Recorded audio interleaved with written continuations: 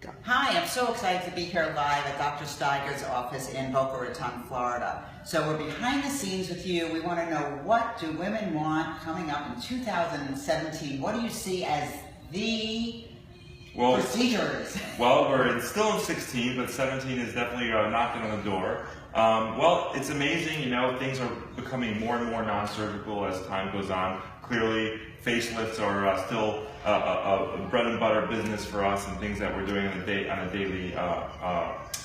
daily basis. But what people really want is they want to look great, they want to look their best, but they want to look very natural. So everything we're trying to do today is geared around not only making people look great and look better, but look like themselves, just younger, more youthful versions of themselves. Whether it be surgical, there's new techniques with facelift surgery that we're doing that really just turn back the hands of time, to the non-surgical things like Thermi, therapy, the fillers.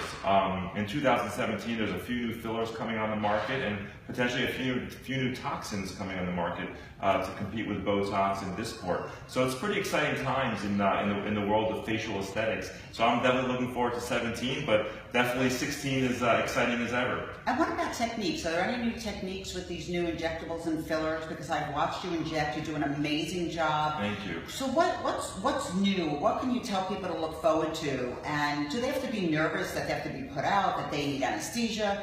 I think you need to explain that, because the average woman really doesn't know, but they know what they want ultimately, to look natural, and you're right on.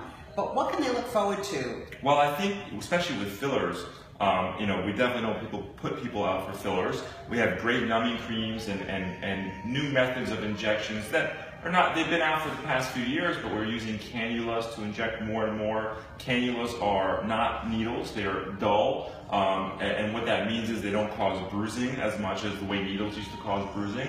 And we're really not focusing on the old kind of way of injecting. The old way of injecting is you fill in lines and folds, and that got kind of weird looking for a while. So what we're doing now is we're just helping reshape the face to bring back more of a youthful shape rather than just fill in lines.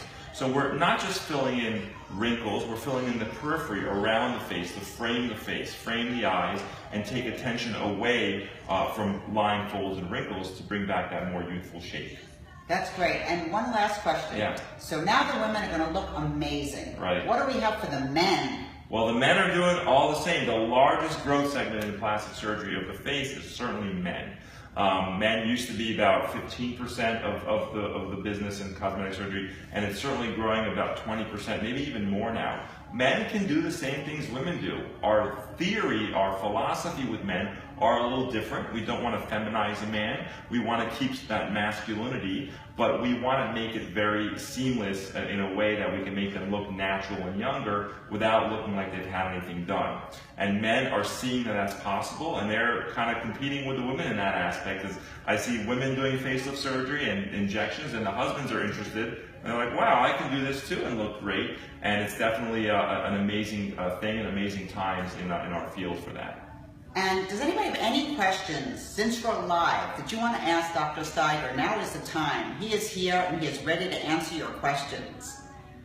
And I also, often wonder, is it the women that are bringing the men in? Are the men looking at themselves in photographs? It's both, actually. The women encourage, usually the wives or the girlfriends encourage men to do it, but men are interested in it. It's been a little more taboo. The taboo nature of plastic surgery in women has pretty much gone away, and men is starting to go away. So the women kind of help nudge their boyfriends and their husbands to come in, and once they see what's possible, they get pretty excited about it, and there is absolutely no resistance. Do you ever think of doing a men's night, some event just for men? Maybe there are men that don't want to come in when women are in your waiting room, since you have a very busy practice and it's always filled with beautiful women? Well, that's a good idea. I think definitely something to think about.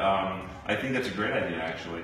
So if we have any questions, we'll be happy to answer them at any time. You can send them over. And Dr. Steiger, why don't you tell people how they can get in touch with you? The best way, all the information you could ever want is on my website, drsteiger.com, drsteiger.com, and there's a plethora of information and ways to get in touch with us.